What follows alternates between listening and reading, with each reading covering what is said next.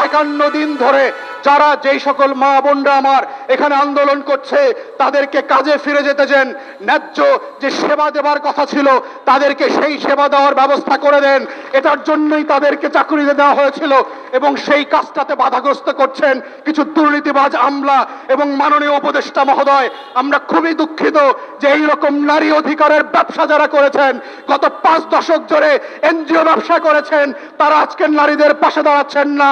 তারা নারী অধিকার নিয়ে বিদেশ থেকে কোটি কোটি টাকা লুটপাট করে এনেছেন, বিতরণ করেছেন, নিজেরা বড়লোক হয়েছেন, কিন্তু যৌক্তিক দাবির পাশে, নারীদের পাশে তাদেরকে আমরা দেখতে পাই নাই। দুর্নীতিবাজ আমলাদের কথায় তারা কথায় কথায় নাচতেছে, আর আওয়ামী আমলাদের প্ররোচনায় আওয়ামী লীগ লোকদেরকে আওয়ামী লীগ বানাচ্ছে। এইটা নতুন বাংলাদেশে কাম্য না। তাই আমরা অন্তর্বর্তীকালীন সরকারকে বলছি, অবিলম্বে এই ন্যায্য দাবি মেনে নিয়ে এই চাকরিকে স্থায়ীকরণ করেন, তা না হলে নেগোশিয়েট করেন, কথা বলেন কোন দাবিতে আপনারা বাসায় ফিরে যাবে সেই দাবিগুলো মেনে নেন, মেনে নিয়ে ওনাদেরকে কাজে ফেরার ব্যবস্থা করেন।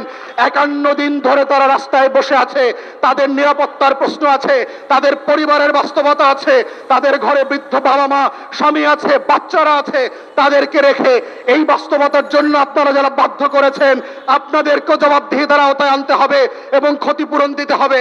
কেন একটা ন্যায্য আন্দোলনের জন্য 51 দিন নষ্ট করতে হয়েছে? 51 দিন ধরে আমার নাগরিকদেরকে সেবা থেকে বঞ্চিত করেছেন। এর কোনো প্রশ্নের সদুত্তর দিতে না পারলে আপনাদেরকেও কাঠগড়ায় দাঁড়াইতে হবে।